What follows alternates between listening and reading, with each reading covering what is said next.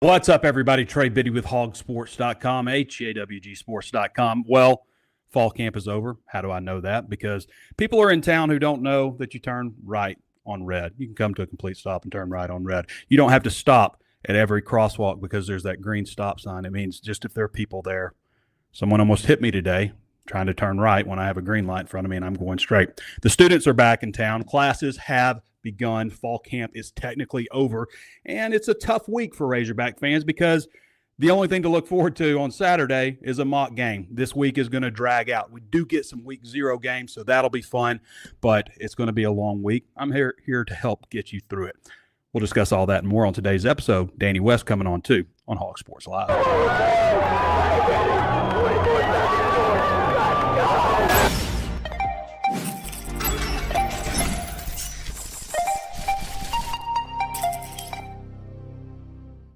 Speaking of driving, the Crane Automotive Team has 16 locations across our state and is home to the Crane Commitment. You'll find Ford, Chevy, Buick, GMC, Hyundai, Kia, Volkswagen, and access to thousands of pre-owned vehicles.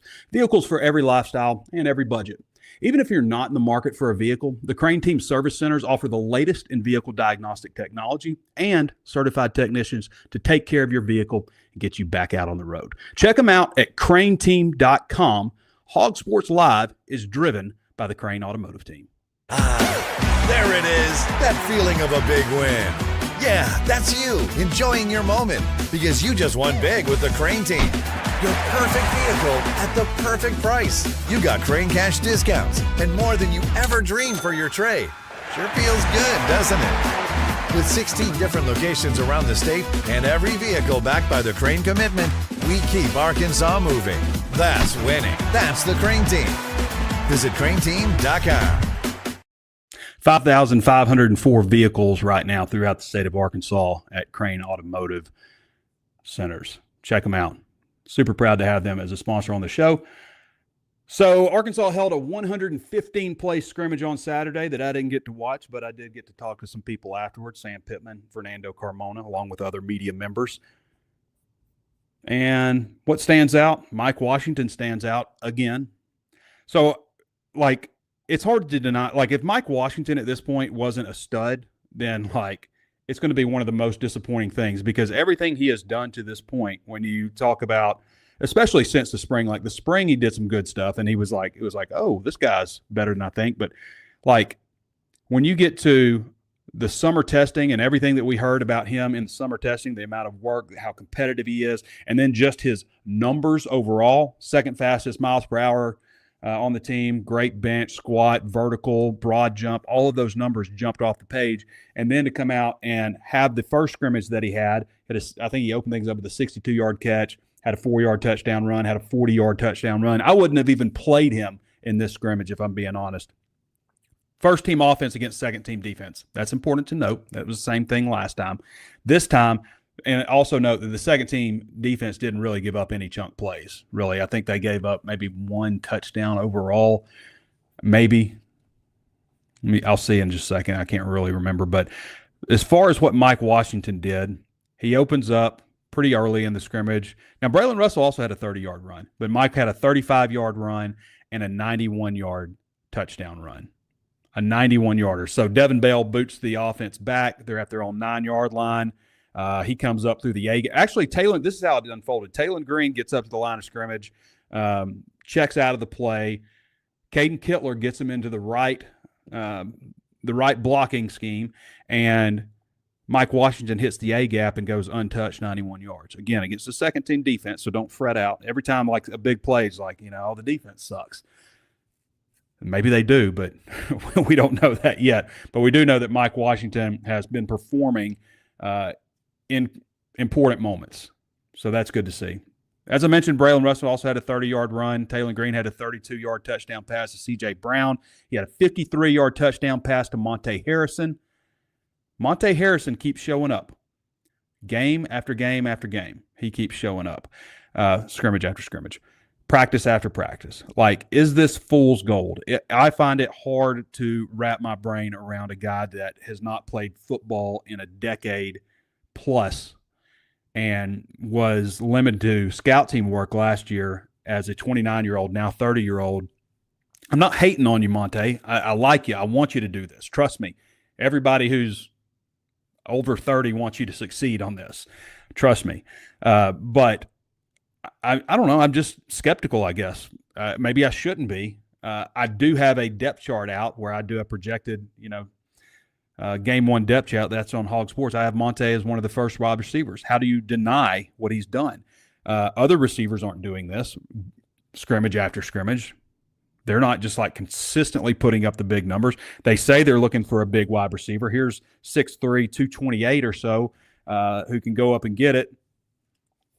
Like, it seems to be everything that you want except for the idea in your head. And I think there's probably a big adjustment. There's probably different muscles that you use, not used to running all the routes in the route tree or any of them, or catching a football, used to catching a ball like this, or like this, I guess. I guess he's left-handed or right-handed, so he'd be using the left club. So that jumps out to me. Those two guys. The number one defense gave up a 20-yard pass, a 1-yard touchdown run. That was the only score of the day for the number one against the number one defense. And Rohan Jones also had a 15-yard catch. So nothing too massive given up. And that's probably somewhere around 40 plays that they competed in overall. So looks like some good stuff.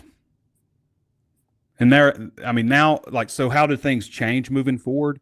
We're looking at some guys that were learning a lot and coming along and improving, learning Arkansas plays. Now, they're still going to have teaching periods and stuff like that, but those guys are going to be broken off into a scout team now and asked to learn plays for other teams. I don't know that they're going to spend all their time this week working on Alabama A&M and get 2 weeks worth of prep for Alabama A&M.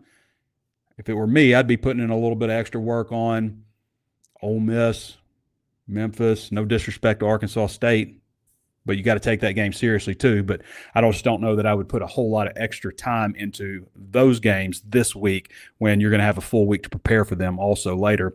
And I'm sure they've done stuff already, given looks on that. Even going back to the spring, they've probably done some stuff on the first few opponents. So there'll be some players learning other teams' playbooks and executing those against Arkansas players on a scout team. So at the end of the week, now they'll practice just like they have. I think today is day 15. They're going to continue practicing all the way up to where they have completed 25 practices the Friday that walkthrough before the actual game. That'll be practice 25. They're on practice 15 now.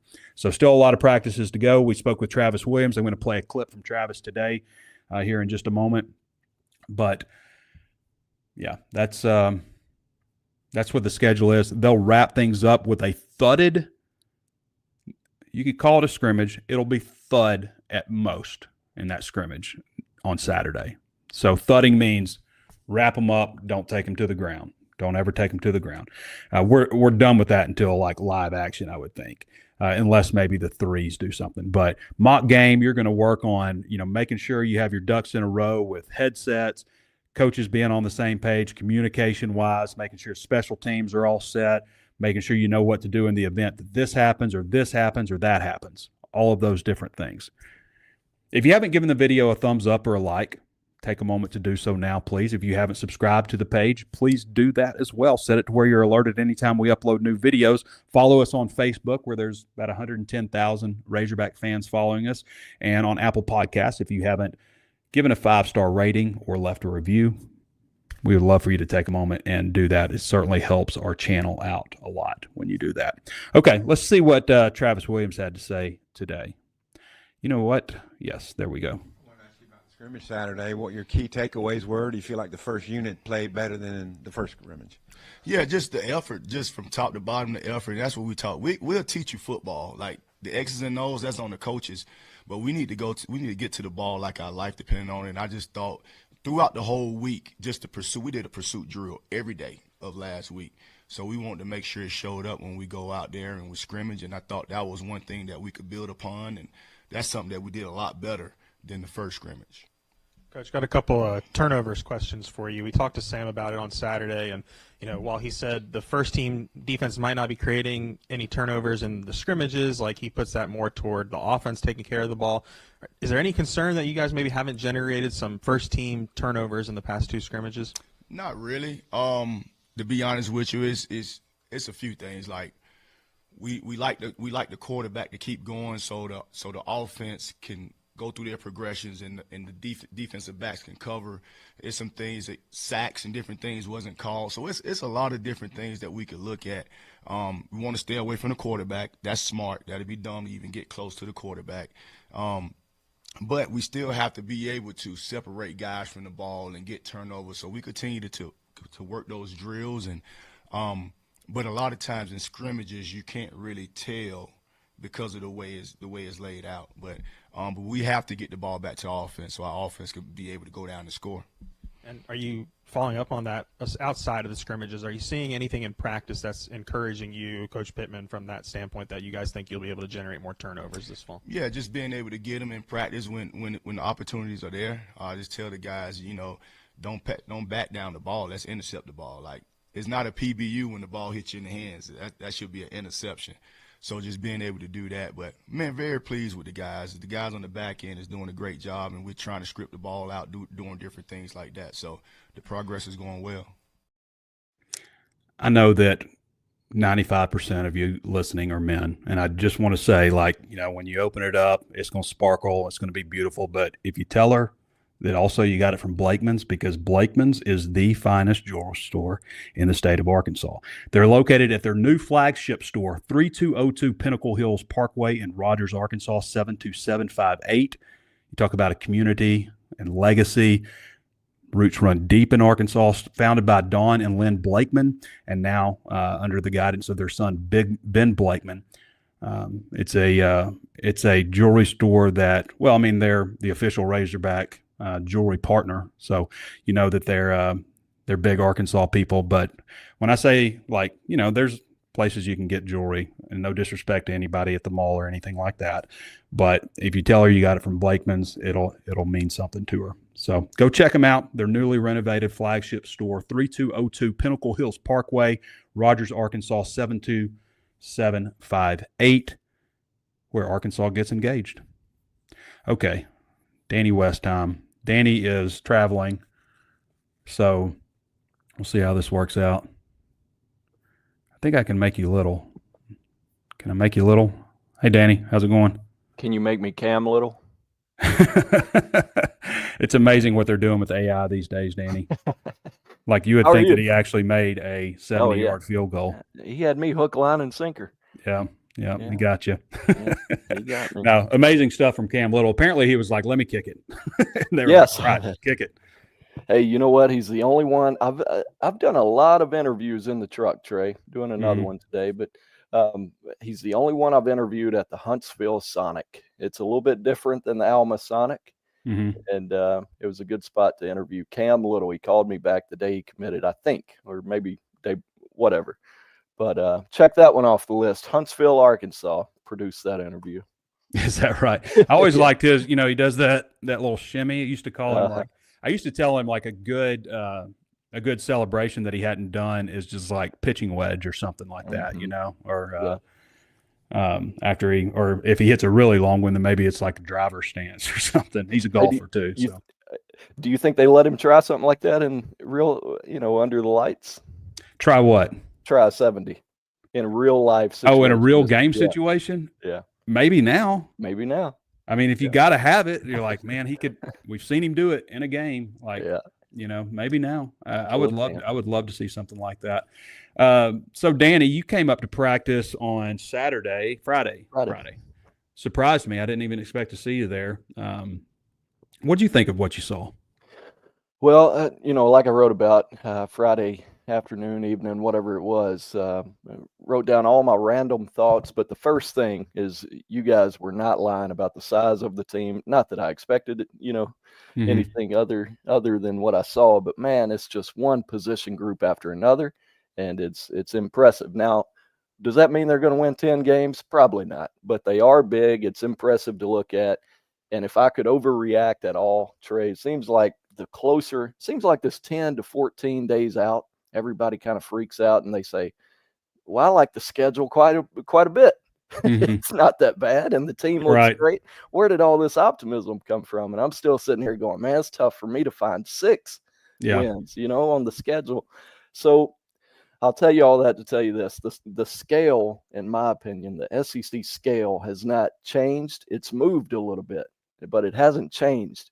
The scale is still the scale, and if you're still up against it in terms of overall talent and still chasing on the defensive line and, the difference makers and the high-end real difference makers, first, second rounder types, if you're still behind the 8 ball in that, it's just hard for me to get super excited. But I will say I'm a little more optimistic having seen them in person. Maybe it's the visit high. Maybe it's them being big and deeper than I've ever seen. They're as deep now as we've ever seen. Almost everywhere. The area that concerns me, Danny, and I'm sure it's going to concern you too, is defensive line, and particularly now defensive tackle. Whenever anybody hears a coach say, we might do a little trim, or he's got a little, we got to go in and clean a little bit something up, like talk like it's not much, or he's got a sprain, they're usually talking meniscus.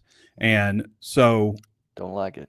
Yeah, a meniscus, to go in and have surgery on that's generally 6 weeks. I think Pittman said 3 to 4. Maybe he's already had it done. Maybe he had it done a while back. But that's a lot of times 6 weeks. Yeah. And these guys, it's important to note that I'm 47 years old and you're 40. You're a man. And what you find out is going and us having it done, it's probably going to annoy us for several months and maybe a year. And we're also sent home and told hey, come back and let's see how you're doing in 30 days, whereas these guys every single day they're meeting with trainers and doctors and getting professional treatment on that. I'm told to elevate and keep eyes on it. You know what I mean? So, and how old is Oki? 23, 22, 23, somewhere. He's a young guy. So he could probably heal faster. But it scares me, Danny, because we're talking now about Cam Ball, Ian Gerard, and Danny Sauli being your older defensive linemen. Maybe you look at packages where you move in Justice Boone or Frank Mulipola or something like that. But you're young. Or excuse me, you're young after that. You got 3 true freshmen are your next guys up. So I was always concerned, you can get by with 4 if you got 4 healthy, but once one goes down, then you're talking 3, and you're keeping your fingers crossed. Yeah. You lose somebody else, because everything that they've done, all the money they've invested in the secondary, bringing back the linebackers that they brought back, all of that is great. It's still surprising, ain't it, that they didn't add more? Well, there wasn't. It was not. There wasn't a lot. It wasn't a great portal class for the defensive line. So a team that when you got to get the ball back for your high-powered offense because you need to score, and the other team is just running right at you because they can, and then keeping the ball away, that could be a problem. Yeah, definitely worried about that. I think the linebackers, if they do produce a D line that's even, solid, man, I think they've got the linebackers and maybe the secondary to create somewhat of a defense here. I really do. To be average? Yeah, which is all, I'm not saying this everybody's goal, but if you can be average with what we think is going to be a 31 to 33 points a game type offense, that's top 5 or 6 in the league. If you can be average, we've talked about this a lot, Trey. It's nothing new, but you can go win 8-9 games with an average defense for sure. I'm just worried to see if they can get there now, because buddy, we talked about it during the portal period, and you're right. It was not a great portal D-line class. You would have had to overpay, which a lot of teams are, willing and capable of doing that. Arkansas, not always. But when you're bringing in that many receivers, that many D-backs, and we, at the time, as it was happening, we're like, man, we'd love to see 1 or 2 more D-end, D-tackle, and it just never happened. So now here we are. This is the conversation you have 12 days out. Yeah, when that portal window closed on April 25th, I was like, that's a wrap. Yeah. Yep, that's Keandre Johnson better look good. yeah, and I like some of those freshmen. Yeah, I and think he they'll does, be good yeah. players in the future, but that's the key word, in the future. That's right. Ideally, And you don't rely on that. dude, there's so many questions, and I think that's probably the hardest part for fans nowadays, especially media. Is Mhm. you get so much limited access now, and it's way more difficult to predict, not Oh yeah. just in terms of access, because back, this is I think I counted it earlier. This is my 22nd year of going to some sort of practice at Arkansas. Mm. 22 years. You've been doing it even longer than me, and because I joined your site to talk about it Yeah. 22 years ago. So that tells me, like, we've been doing it a long time, and there for a while. I mean, we're not bragging. We did pretty well at predicting and telling people what to expect. The last few years, it's crazy because of the transfer portal and Mhm. because the schedule's hard for everybody, and it's just a different variant of a Yeah. schedule. Of Danny, difficult. what did you predict him to go last year? Having said all that, I had them 6-6 last year. Yeah, I did. yeah, you did. You had them Yeah. 6-6. You didn't nail the conference schedule. I think you had them beating Oklahoma State and going 2-6, and they end up losing to Oklahoma State and going 3-5. Should have beaten Oklahoma State, Well, but that's still well, last pretty year was good pretty good. given the access that we have now, and the fact that there are 50-something new players on the roster, and Yeah. it's also like you used to know what everybody else generally had coming Yep. back, and now you Mhm. don't even know that. So it No, makes it difficult. it's enough to keep up with one team that you're trying Yeah. to cover. 105, whatever the number might be. But when you think about 16 teams doing the exact same thing, man, it's impossible for Mhm. me anyway. I'm not very bright. I can't keep up with everybody. Yeah, but as we say, Arkansas is never going to get the benefit of the doubt. They do have some potential. There is potential. I worry about that defensive line, though, getting them, being Mhm. and it'll, watch it, the defensive line be fine, and it's something else that we don't expect, or something Yeah. that you think you have. Be the that you- linebackers now that I said they're all right. think you have something that you don't have, Yeah. all of that stuff can definitely factor into it. So Hey, and then other little hidden questions, Trey, that we don't even talk about, but we talked about the receivers a lot. Mhm. You do. But, things like, remember in the spring, I'm not hating on Scott, the freshman kicker, Mhm. but he went out there one day and had a really bad, and, there were kind of the lights were on, people were out there, and Yep. that's something you have to re-question, like, what's that going to look like when the big lights are on? Like there's Yeah. so many of these things we won't know really in the first 2 weeks at all. No Mhm. disrespect to the opponents, but you get into week 3 and 4, that's when we're going to find out so many of these answers. Yeah, I can't even remember the kickers' names from last year. Was it Shipley and Ramsey, maybe? Why don't give me the line? But like the guy that I thought was going to start at kicker for him didn't, and then Ramsey or whatever got hurt, and he ended up being the kicker. But surely they've upgraded. I think they've upgraded possibly the whole special teams unit. And you talk about the size that they have out there. That's going to benefit them in special teams too. You want guys that are like, safety, linebacker size, who can run, hit, all that kind of stuff. That's what you want, and block, obviously. That's what you want a lot on special teams. So they should be bigger overall. Should be bigger. They are bigger in the secondary. I mean, this is the biggest secondary that Enormous. I've ever covered. I was Maybe the standing biggest there in with history. And here comes Selman Bridges and Walker and Jordan Young right after another. And at one point, Miguel Mitchell walked in front of me with Brad Shaw. And Yeah, I mean, if not they much didn't have their different. numbers on, Yeah. there's not a lot of difference. Yeah, he's So it's a big 6'1", old safety. 222. Yeah. Yeah. Yeah. So what's your prediction then, Danny? Well- I was on with DJ earlier today. I do the zone also on Mondays. Uh-huh. And I was on with DJ, and he's like, you had 3 predictions or 3 scenarios for Arkansas football. He's like, tell us about the good one. I was like, oh, the good one is 8-4. They do this and that, and they start off 4-0. They win at Oxford. It builds all this momentum and stuff. And then he like changed the subject after that, and asked me another question. I was like, wait a minute now. What about my other 2? I was like, you're going to have everybody saying Trey Biddy's predicting 8-4. And because I hear it all, like last year, there was some guy, I brought this up, but he's like, I'm just showing video. No, this was in the spring. I'm showing video of the secondary. He's like, this is a pretty big group of secondary players, and he turns it into me saying they're going to be awesome. And he's like, that's what you said last year. And I was like, so I predicted them to go 5-7, but they're going to have this awesome secondary. Is that what you're saying? That's the danger zone we're in right now. Where 2 weeks out, everybody starts freaking out, and you only pick up one little tidbit of a Trey Biddy interview, and you go with that, and now you tell 10 buddies, Trey Biddy thinks we're going to be pretty good, 8-4. Yeah. And that just spreads. Yeah. And Ben Souders was showing a little clip of the show and was like, that I said, well, it looks like maybe they'll be a little slower. And that's all he saw, That's all he see. We're in that kind of world where it's clips. Yeah. It's a lot of clips. Yeah. I get in trouble on drive time all the time with because I'm like, they've got a chance to be average. And I'm saying that like that's pretty good in the SEC. Like if you're average, you're at 8th best team at something in the SEC. That's not something to be disappointed about. But I'll say that on drive time all the time because I get caught in a way of saying things like, I think that, they got a chance to be pretty good there. And, by that, I just mean like capable. Mm-hmm. Yeah. So I always say average now. Yeah. Yeah. Yeah. With you on that. Yeah.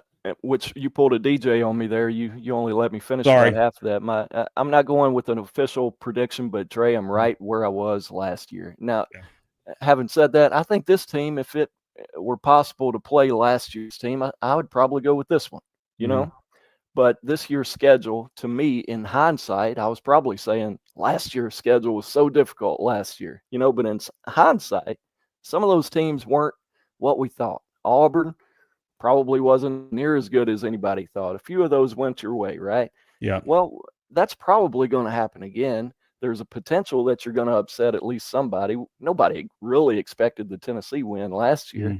So, I mean, there's a lot that goes into it. It's more impossible than ever to get right, but I'm still kind of on that 6-6 line right now. So, Bet Saracen, I believe, has, if you go 5+, you get only minus 220.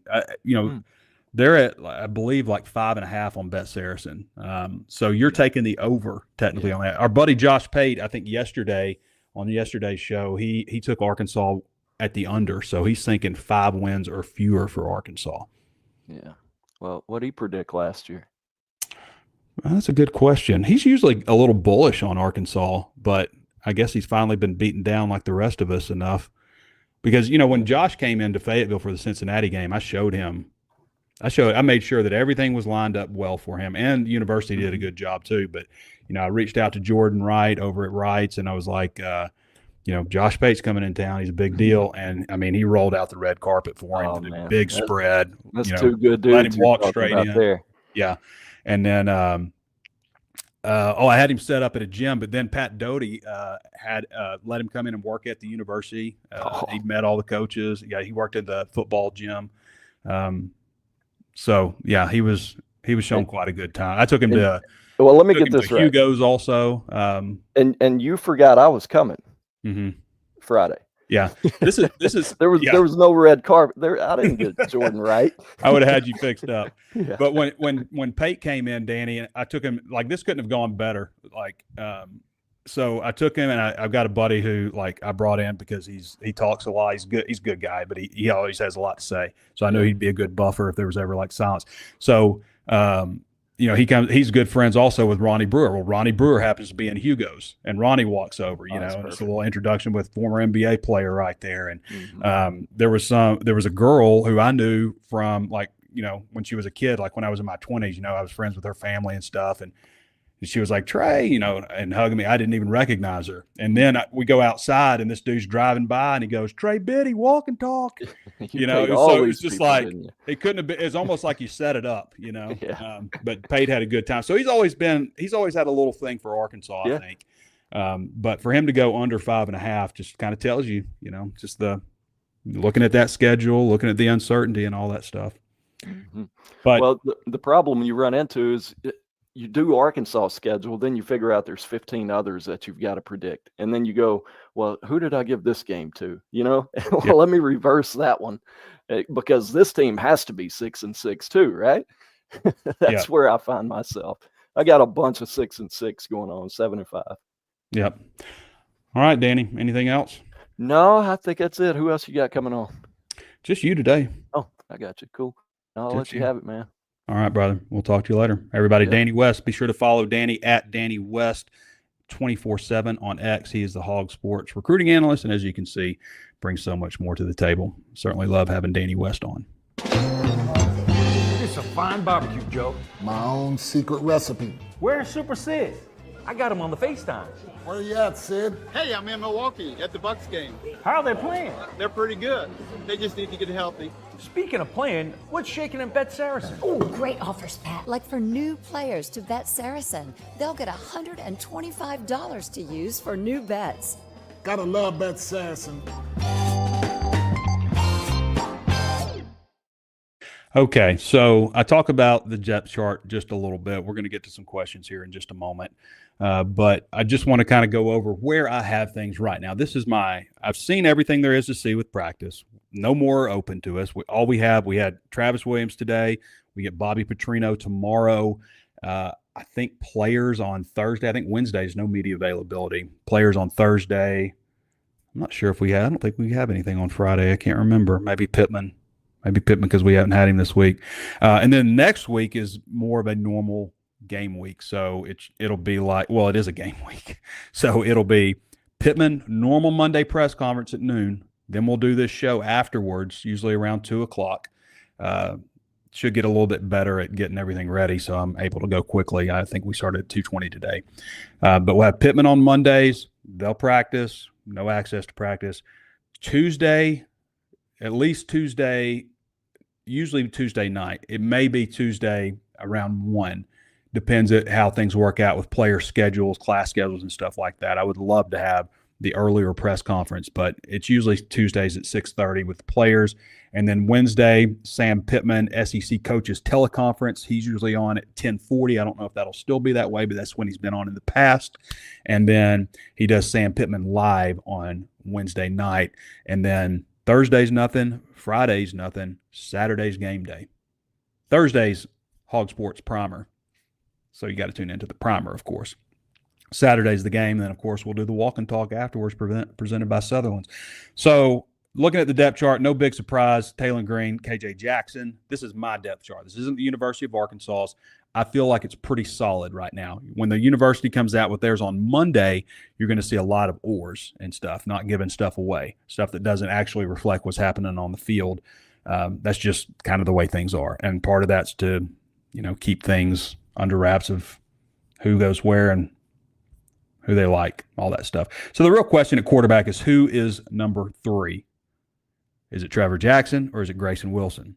I didn't see anything that really would distinguish one from the other. I think Grayson throws a really nice, pretty steady pass, comes out very clean and smooth. Trevor Jackson has also shown a lot of good velocity. But I'm going to go with Trevor Jackson only because he's already redshirted and Grayson Wilson hasn't. So if there was to come a situation where I don't even want to talk about that. I don't even talk about it. But who knows who would start given a situation. But I think you go Trevor Jackson just because Grayson Wilson hasn't redshirted. Running backs, Mike Washington. How could we not go Mike Washington? Braylon Russell is going to be also just as important. Braylon's a guy that can move a pile. He can knock off a big run too, but he can keep the chains going. I like that. I like that a lot.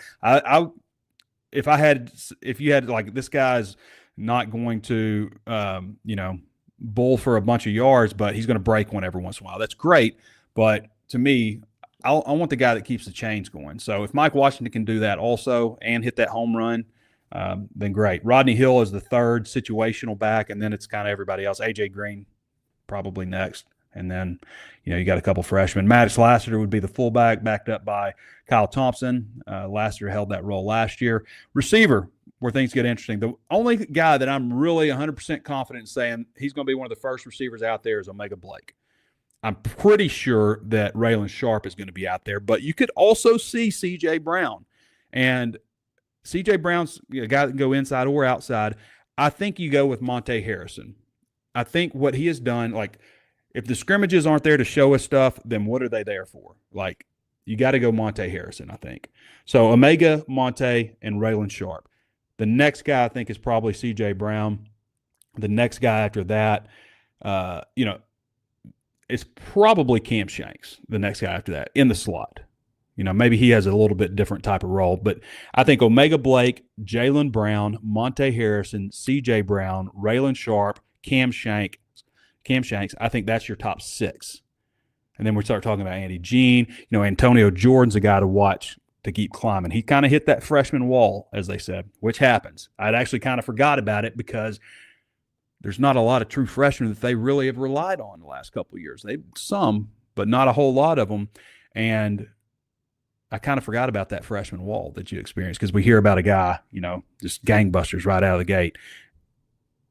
But it sounds like you hit that a little bit, processing everything in the playbook, understanding to go, full speed, 100% every single play, all of those things. I accidentally have him listed at 324 pounds. That is a typo. He is 224. 6'6". All right. He might be like 234, actually. That may just be, I think the 3 and the 2 are backed up. That's what it is. 2, 3, 4, and I've got 3, 2, 4. Tight ends, Rohan Jones. This is a room that I've said, I'm not just blown away by this room, top to bottom. Top I am, but bottom I'm not, in its depth. I think Jaden Platt has done some good things. They say Andreas Poshka has really come along as far as his understanding of the playbook, but I know they want to use a lot of 2 tight end sets, so they got to stay healthy because Poshka got beat up a little bit in that first scrimmage. He came back out there, but he had had a high ankle sprain. Platt was injured a decent bit in the spring. They got to stay healthy at tight end to me. I don't think that they can't be effective. I think Rohan Jones is going to be a guy that a lot of people are going to know about. I think he has got a lot of potential to help them this year. He can run. Corey Robinson, left tackle. Fernando Carmona, left guard. Caden Kittler, center. Kobe Branham, right guard. Feel pretty good about that. I think that it's going to be a Marion Harris at least until they feel like Shaq McCroy is ready. But I think you're going to see both of those guys. I think we see the first couple of weeks in Marion and Shaq. And then after that, I think maybe they start paring it down a little bit into that Ole Miss game. Do they feel like Shaq is doing everything that they want? He's a younger guy. He's still processing. He's still got some technique things he's got to get better at. His talent is immense. He has such a high level of talent, such a high ceiling. And Marion has added a lot of weight. He was down a good bit below 300 last year, they say. He's up to 313 now, but they talk like 284, which is light. Guy that started 13 games for him last year. So we'll see. We'll see on that. Your next guard, Keyshawn Blackstock, but they love Blake Cherry. In fact, Fernando Carmona said on Saturday that he's almost glad that he's in his final year because he feels like if he had another year of eligibility and was returning and Blake Cherry was in his second year, he felt like he would have a competition on his hands for that, just to start at that spot. So they love Blake Cherry. They love L.J. Prudhomme. What they say about L.J. Prudhomme, 19% body fat. He's 6'3", 318, and 19% body fat. That's impressive. Big hands, strong. Nobody talks about hands enough. People don't talk about hand strength. They talk about all this other stuff. How much can you deadlift and curl? What about your hands? That is very important.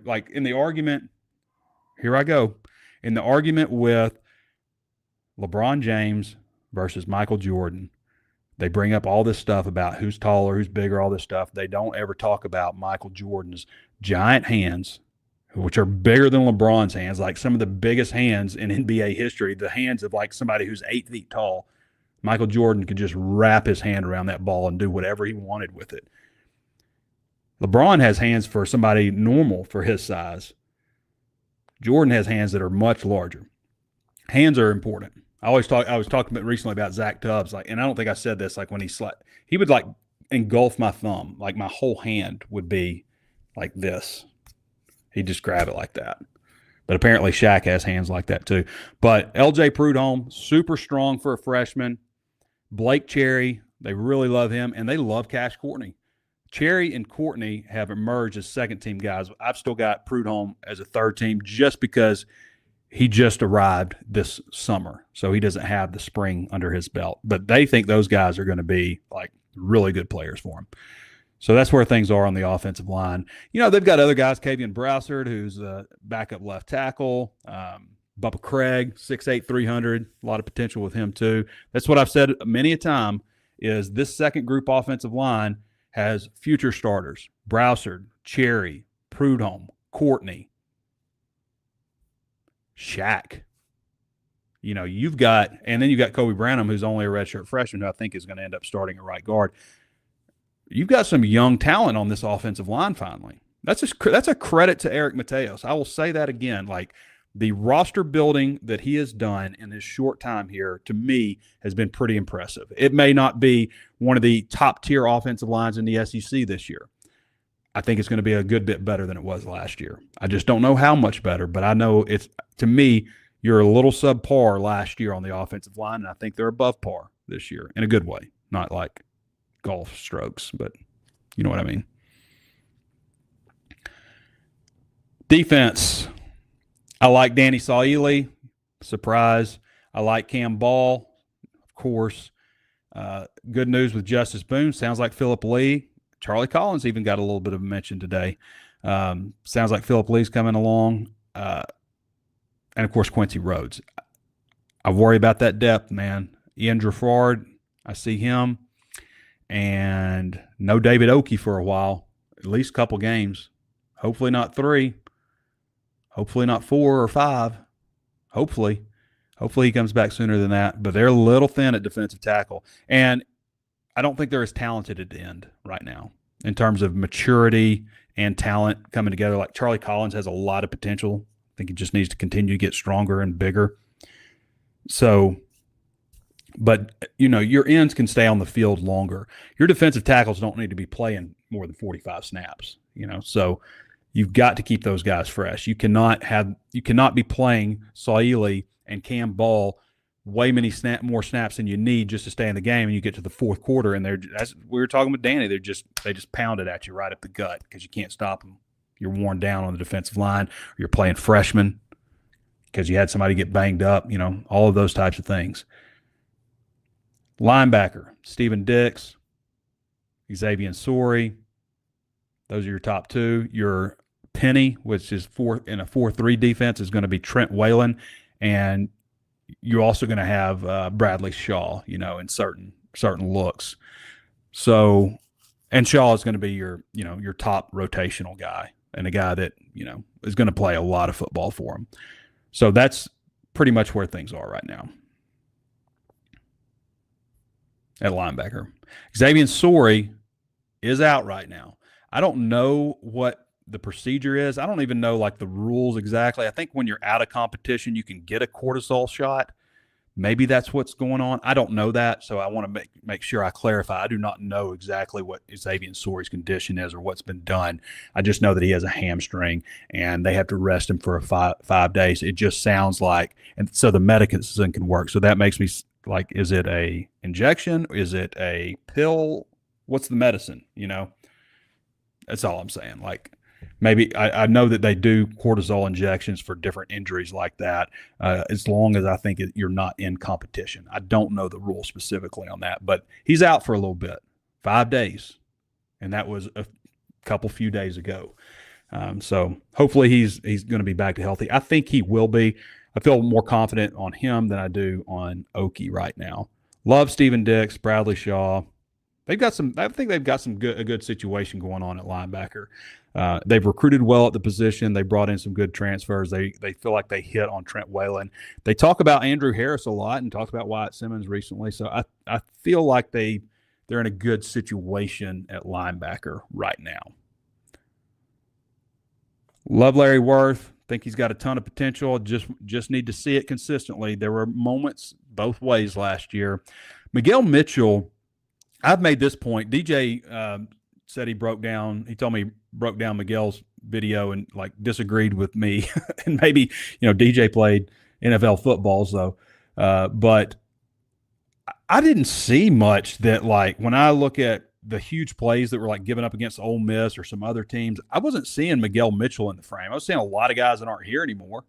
I saw Larry in some of those, but I didn't see Miguel. He played in 4 games, maybe 5, started 2 games.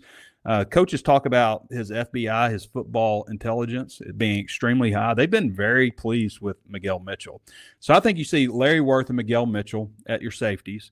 I think Caleb Wooden is the top rotational guy back there. And maybe depending on what teams you play, what kind of matchups you got, because he is a little smaller and quicker. Jordan Young is definitely your nickel with Shakir Smalls behind him. And cornerback is a challenge to predict. Cornerback's a challenge. I think Kenai Walker is going to end up starting. I do not know on the other one. I think it could be Selman. I think it could be Jaheim. I think it could be Julian. I think it could be Keyshawn Davila. He gets more interceptions than anybody. He's just like, if you're looking for ways to like trim this group up, Davila is only 165 pounds, and you got everybody else. Well, Bridges is only 185. He's 6'2". He may be 6'3". And then you've got, everybody else is like 200 plus pounds. I think it'll be Walker and Neal possibly, but it could be anybody. Jaheim Singletary has worked there. And I know like we think of Jaheim and like we all want him to do well. It does feel like there were moments last year where, and the year before, it was just like, just some big misses by him. So hopefully he's coming. I mean, he has played with the number one defense more than anybody. Maybe you say that means the other guys aren't coming along like you want. Who knows? Maybe he's taking a big leap forward. I don't know the answer to that. I do know that this is an extremely big group. Singletary is 201 pounds, 6'2". Julian Neal's 208 pounds at 6'2". Kenai Walker's 6'2", 204. Selman Bridges is 6'2", 185. Davila's the lightweight at 6'1", 165. It's a big secondary, as big as I've ever seen. And, the miles per hour times at least, reflect a fairly fast team. Sorry, it's not as fast a secondary as it was last year. It is a much bigger secondary, though. A much bigger. As far as peak mile per hour time goes, that doesn't always translate to a 40 time. It doesn't tell you how long they maintain that speed. It doesn't tell you any of that stuff. But it's a bigger group, probably, if I had to guess, a little bit slower. I mean, you had, Danico Slaughter, who's not here anymore, and he was almost at 23 miles an hour. And he was playing the nickel. That is burning. That is burning up the pavement right there. So, but a big group. Bigger, stronger, almost as fast. That's my thoughts on the secondary. Okay, we're going to get to your questions here, but I would like to tell you about our friends at Walker Brothers. So a lot of you guys, if you live in Northwest Arkansas, you may struggle to find a place that has quality men's clothing. Like, I know there's the mall and stuff like that. It's just like, some of this stuff is just really tacky. It just is. This is a fine men's store, and I've known these folks for a long time. You can reach out to them, or you can visit them at their new store in Rogers, 3503 South 55th Street, Suite 101. It's a big, new, beautiful store. They're also at 577 Millsap Road in Fayetteville, Suite number 6, where they've been for as long as I can remember. They used to actually be on the Fayetteville Square a long time ago. But new stores in Rogers, they've got all the curly tail and crazy hog logos that you see on brands like Peter Millar, Johnny O, Horn Legend, Divot Sportswear. They have a deal where you can do like the freshman experience, where they have like levels like the starter, the classic, the legend, where basically they will set you up with like sports jacket, some nice shoes, some adult clothes, like, a button down, just get you looking nice. Like, especially for you young guys out there, like you're out there, as my grandmother used to say, you're going to be out there courting. You're going to be out there courting. You need to look nice. But they got a lot of great stuff. You're going to be playing golf. Get all your golf stuff there. I mean, like, the Peter Millar stuff you can't beat. So go check our friends out at Walker Brothers. Friends of mine working there, running the show there, people that I trust, and you're not going to be disappointed at all. Go check them out. Where do we go? Questions? Who's got a question? We got 69 comments also. Nice. I got to re-authenticate.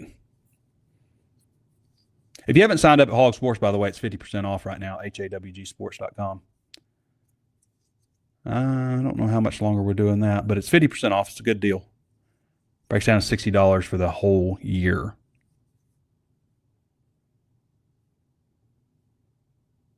Okay. Here we go. Questions. Whiskey drunk. Whiskey said he didn't want to, Keith, he said he didn't want to be on the show anymore. He's got too much going on. So, Whiskey says, 155 months, 3,605 posts. So 9 out of 11 defensive starters were on last year's roster. How much can we expect that side of the ball to improve when the incoming transfers can't beat out starters and backups? A red shirt at safety from a below-average defense. It's a good point. You're also talking about a defense that doesn't have Landon Jackson or Eric Gregory. Some Nico Davier. I take Nico Davier back on this team right now. So 9 of 11 defensive starters were on last year's roster. I don't know if that's how it's going to play out. Let's look at the roster again, because that doesn't sound quite right. But you might be right. Let's see. So Justice Boone wasn't. Quincy Rose was on last year's roster, but he's a year older. And Danny Saili lost, 52 pounds or something. But Justice Boone, none of the linebackers, and the linebackers weren't bad last year at all. They were actually pretty good. And so they're back. Larry and Miguel are back. Was Miguel really back? He only played in 4 games last season. Jordan Young is new. And Kenai, Jaheim Singletary's back. Yeah, you're actually right. You're actually right. So with Larry, I kind of think, you have to look at it also in the scope of being in year 2 under Travis Williams' defense, kind of like we're talking about year 2 of Bobby Petrino's. You've got Larry Worth, who came from Jacksonville State, should be much more comfortable as a player. You've got Selman Bridges, who's a year older, and we'll see how cornerback shakes out. Miguel Mitchell didn't really play a whole lot last year, only started 2 games and, was had to sit out a significant amount of time and ended up redshirting. The linebacker situation's already good. And then that brings us to defensive line, where we're just kind of like, I don't know about this D-line, but Saili's, to me, like a new guy. He's like getting a new player. Cam Ball is back, healthy. He wore that elbow thing all last year. Quincy Rose is a year older. He was only a second-year player last year. So I guess, I think there's something to be said for guys, coming along, maturing. But I think the secondary is just new. I think I look at it as a pretty much brand new secondary. Larry Worth started 5 games for him last year. I think he'll come along a lot better. I think the defense has a chance to be better at those 2 levels. I just worry about the defensive line, and the defensive line might be the most important thing that really kind of sinks the whole thing. It's possible.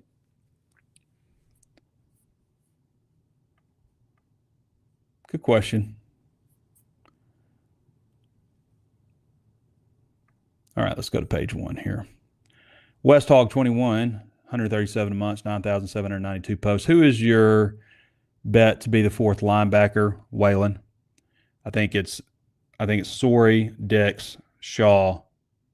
And when people say Brad, you have to say Bradley Shaw, because people are like, so with Bradshaw, yada yada, and I'm like, who's Bradshaw? It's like a common last name. Bradley Shaw. Have you heard good things about Andrew Harris, but every fastball seems to have Wyatt Simmons. I agree.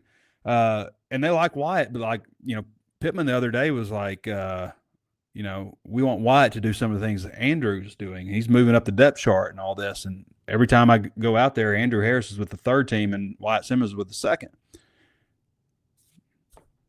Pittman mentioned Saturday the possibility of moving a veteran guy to DT group. I don't know if he said that exactly. Somebody had a good point, like maybe LJ Prudhomme, like from a strict standpoint. But if it's me, I look at playing, and if Phillip Lee and Charlie Collins are truly coming on, You never really know with coaches, but if they're truly coming on, then maybe you look at Justice Boone inside a little bit more. And I think you do that anyway on some third and long situations. I think you look at moving him inside. But I don't know that like you move a guy from a position. It could happen. They're going to surprise us with there's going to be a couple of surprises without question that we just didn't expect in the first game. Maybe a surprise that there are no surprises. That could be one. Big Daddy Bacon says, 34 months, 75 posts. We going to get any night SEC home games this year? I think there's at least. So they've got flex time. So the Alabama game is 3:15. Arkansas State and Little Rock is 4. At Ole Miss will be 6 to 6:45. We don't know Memphis yet. Notre Dame is 11 a.m., unfortunately, on ABC. At Tennessee is 2:30 to 7. Texas A&M at home is a possibility. So October 18th might be the first home game that's at night. It could be any time from 2:30 to 7 p.m. Texas A&M could be 2:30 to 7 p.m. Auburn is 11 to noon. And Mississippi – wait, did I say Tennessee? It's Texas A&M. Yeah, Texas A&M could be the first one. Sorry, Tennessee is at Tennessee, 2:37. Excuse me. Tennessee is in Knoxville. I knew that. Obviously, I booked my hotel room the other day. Auburn is 11 to noon. That's a home game. And then Mississippi State is 2:30 to 3:30. So far, the only one that's possibly at night is 7 p.m. At LSU, we're looking 11 to noon. At Texas, 2:30 to 7. And then Missouri will be at night, 5 to 7. So the only one we know for sure is the last game of the year, 5 to 7. And the only other possibility is Texas A&M, 2:30 to 7. So 2 possibilities for home night games. And that's kind of crappy. I mean, it is. That ABC game, I'm wondering, again, are any of these games – here's another question. I don't know if you ever watched the Big Noon Kickoff, but I can watch it on Fox on the app, and it's in 4K. And if you've watched football in 4K, it is like going from a tube television to HD. Like, it's really cool to watch in 4K. And ESPN, to my knowledge, just doesn't broadcast anything. Maybe ABC will. Maybe the Notre Dame game will be in 4K. That would be cool. Of course, I'll be there at the game, but I always go back and watch. I go back and watch every game, no matter how crappy. I even watched the Western Kentucky game. I accidentally broke my TV in that game. All I was doing was getting up and threw my remote down, and it hit the ottoman and went into the TV and broke it. It's the only TV I've ever broken. It wasn't necessarily – I was angry, but I wasn't like throw my remote through the TV. It just happened.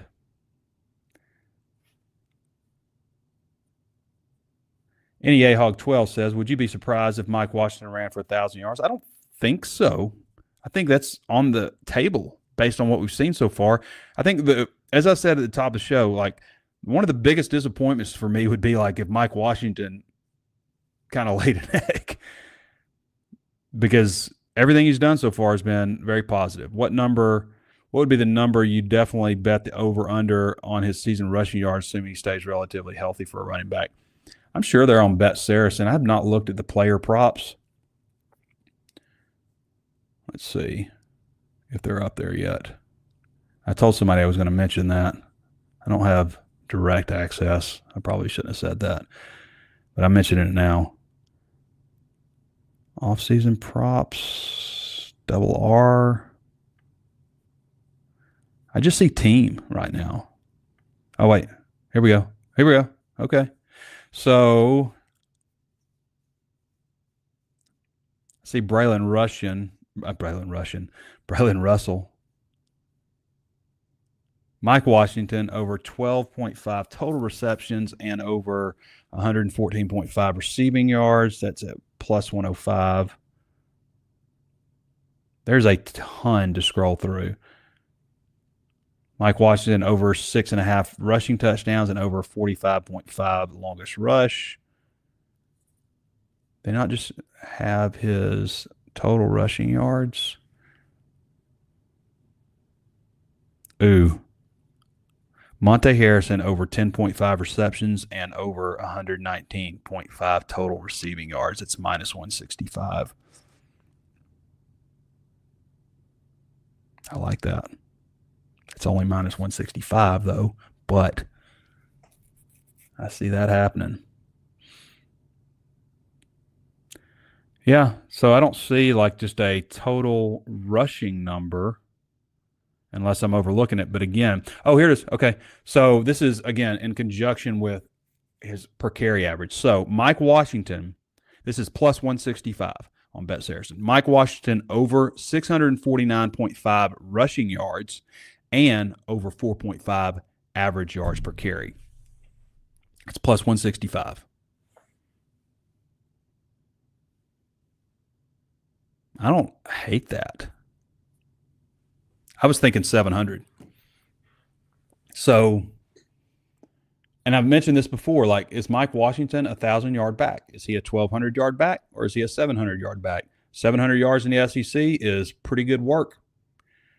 But is he a dog, like 1,200 yards, everybody's talking about him, all SEC type of guy? Or is he a good player, a good, reliable player who gives you 600 or 700 rushing yards? That's the question. I have that at every position group. Is there an all-ACC corner? Is Larry Worth everything that is measurable says he should be?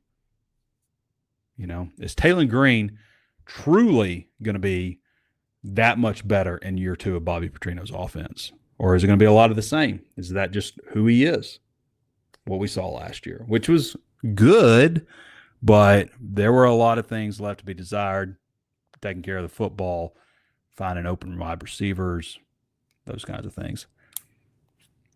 What players would you be surprised if they didn't get drafted one of the next 2 drafts? Cam Ball, Xavier Sori, both in the next draft.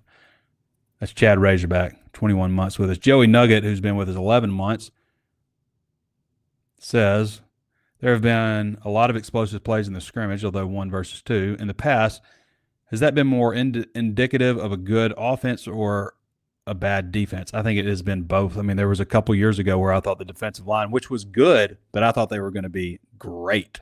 They were still really good, but it turns out the offensive line was just atrocious. Any years you can recall the offense looking explosive in fall camp and laying an egg during the season, for example. I'm sure under Chad Morris, I'm sure there were times where the offense looked like it was just going to march up and down. I can't really remember. I blacked out a lot of that era. But no, I don't think there have been years where it's like, man, they're just moving the ball like crazy, and they just really failed during the season. How concerning is David Oki injury? This is from Kiro, small enthusiast. I feel like Pittman always underestimates how much the time is going to miss. I'm concerned by it. I don't like the idea of going into Oxford, Mississippi with 3 veteran defensive tackles or being forced to do something. Angelo Blankhouse 1 said 8 months, 31 posts. What's your order from the Yellow Jacket in Sheridan? I have not been back to Sheridan in a little bit. I need to go. I think about it when I go to Little Rock. I just keep going 30, 35 miles and be in Sheridan, But I don't have anybody there. I'm sure I've got obviously old friends, but my mom doesn't live there anymore. I have not been back to Sheridan. I need to get back there. Is Courtney Crutchfield going to see the field this year? Some. I mean, he's not like he can redshirt, He'll see some, but he's not one of the top 6 wide receivers right now. Maybe not one of the top 8. Position by position breakdown after seeing the team. Which positions do you think will be? I think we pretty much went over that, Yayo. I think we pretty much went over that question. C. Martin 16 says, do you see it being possible we play more of a 3-4, 3-3-5 scheme with the corners? So they have talked about some 3-4. I have not seen them do 3-4, but given given the personnel and what they like at linebacker, I wouldn't be opposed to doing more 3-4. 3-3-5, I have seen some of that. So that would be a possibility. A 3-2-6, I have seen that also. So they use 3 high safeties. I think it just depends on the team that they're playing, but I think you're going to see some multiple looks. And on your question on the DL, specifically DT concerns, yes, I have those. Chris Fallen, Hog fan, 86 months. Relative to the preseason predictions, who's your pick for the biggest overachiever and underachiever by the end of the SEC season? So biggest overachiever,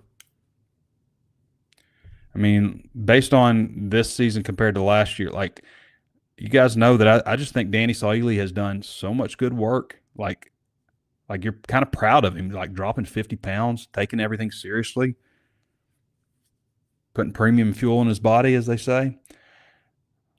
And underachiever, my pick for underachiever. I hate that question.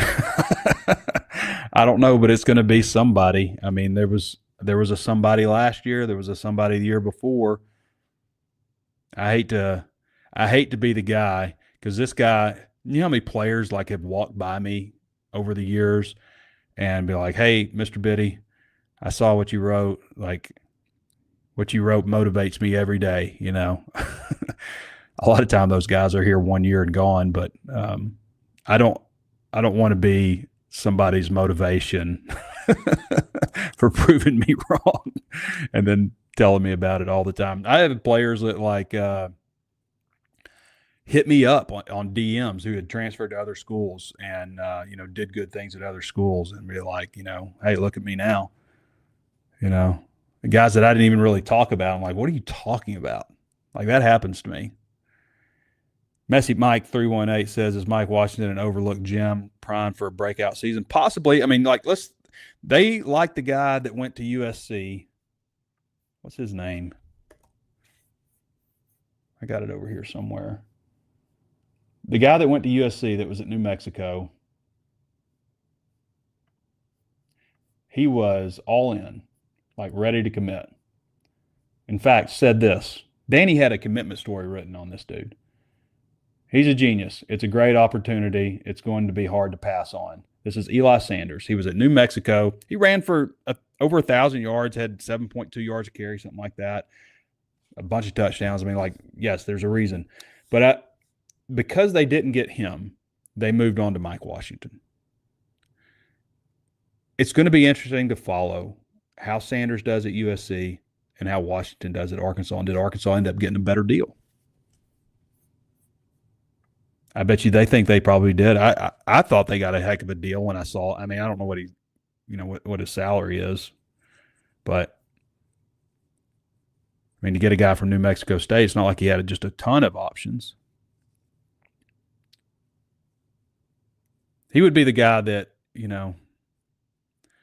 Monte Harrison or Mike Washington, I might have to say one of those guys, like, would be a surprise if they didn't.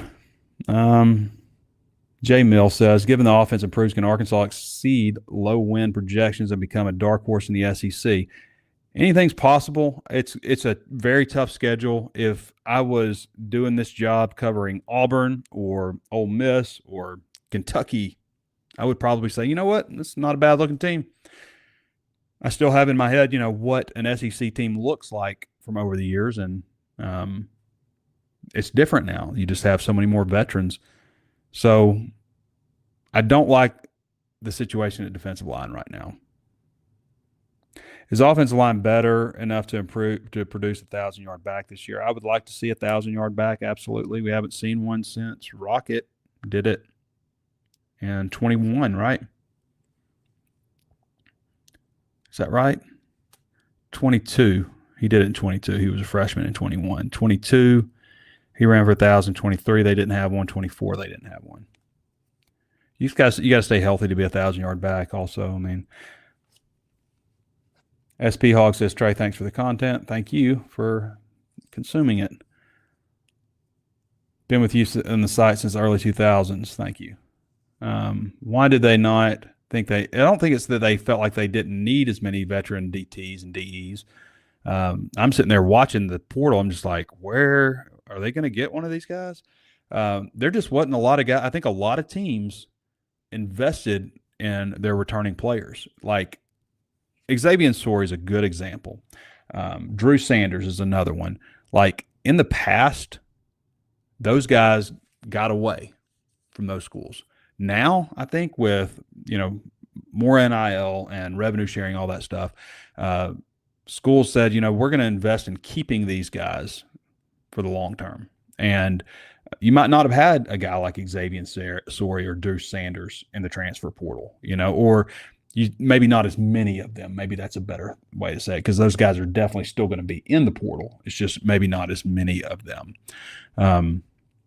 And I think that's what happened on defensive tackle and defensive end. I think that maybe Arkansas thought that they were going to have some more options out there, and if not in the fall or in the winter, in the spring, and that just wasn't. It wasn't that. Mickey Hollerhog says, still think Shaq takes over at right tackle. I think he does. I just think maybe not as soon as I thought he would. And that's nothing against Amarian. I just think Shaq has just such immense potential. Rawhog says, Trey, have you considered running the triple option in your EA dynasty? I sometimes wonder if Arkansas should run something unique to compete like Rice will this year. I almost think running the ball is just pointless in that game. Like, I want to run the ball. I had a 5-star running back who, like, I have a deal breaker with him, and it's run style, and I cannot get to average 100 yards a game rushing. I just can't. I'm about to quit the game also. Like, I'm going to finish out this season, and I'm done with this game. Like, I do not enjoy playing the game like I did last year. Like, to me, last year there were things that need to be fixed, like recruiting and stuff like that. To me, it's not, the gameplay is just ridiculous, and it's also kind of a time suck. So I would rather spend my time doing other things, I think. But I'm going to finish out this season in our dynasty, and I think I wasted too much time doing it last year, to be honest. My wife doesn't like the game. There's a lot of reasons, I guess. But the main one is, like, I don't look forward to playing. Like, even after I lose, I was always just like, I can't wait to the next one,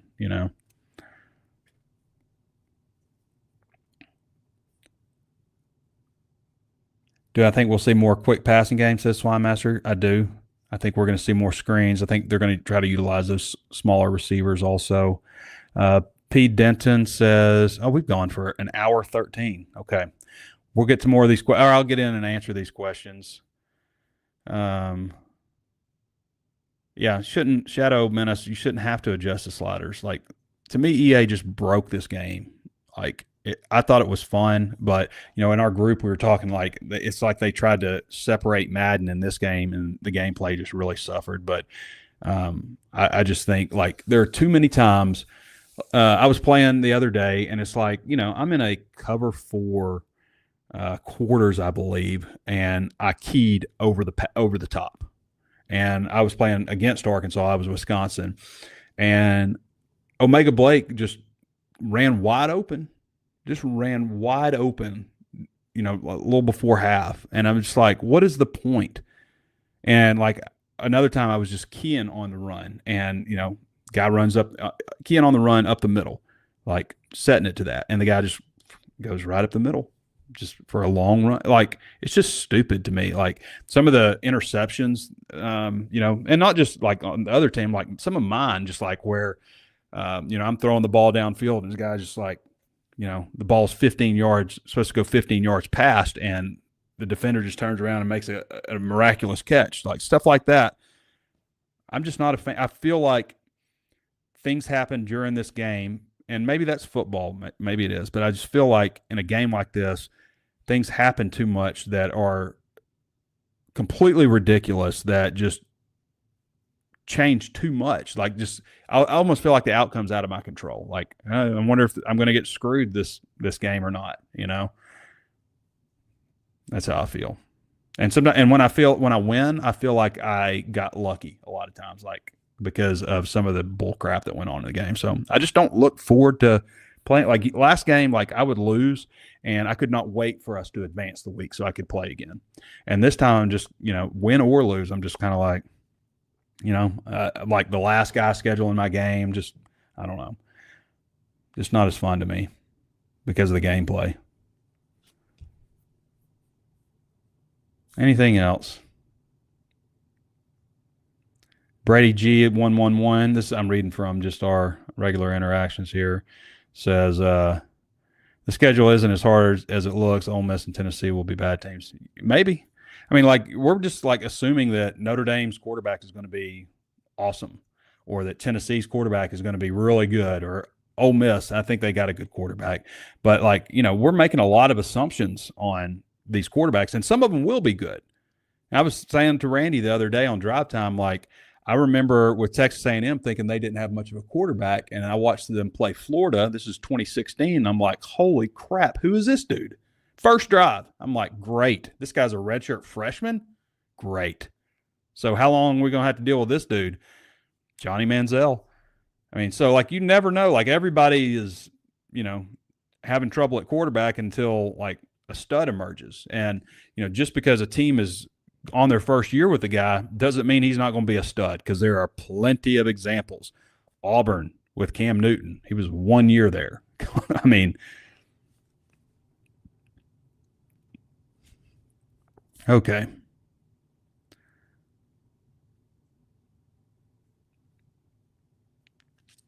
I'm just seeing if we have anything interesting.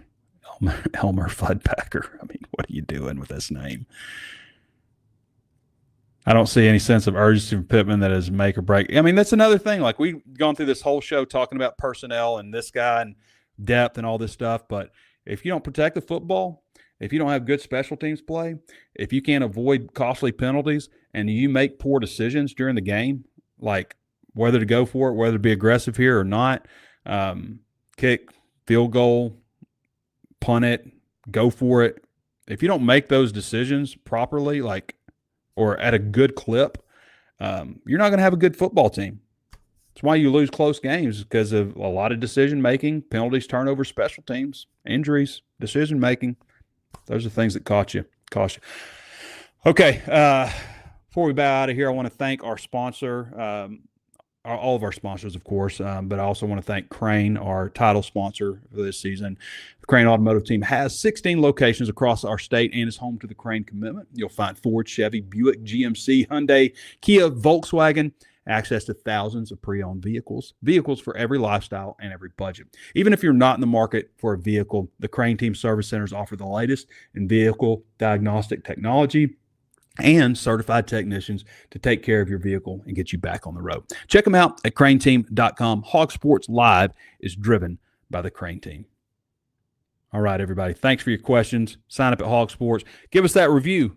You haven't done the review yet. You forgot. You were going to do it last show, and you didn't. And you're like, you know what? I'm going to give Trey Biddy that review because I do like the show, and I want other people to know what I think of it. So you're going to leave a 5-star review. Take a moment to do so. 5 stars. We'd appreciate you on Apple Podcasts. Subscribe. It's 50% off. This, that, and the other. All that. Okay. All right, everybody. Appreciate you joining me for the show today. This has been Trey Biddy with HawgSports.com. We'll catch you next time.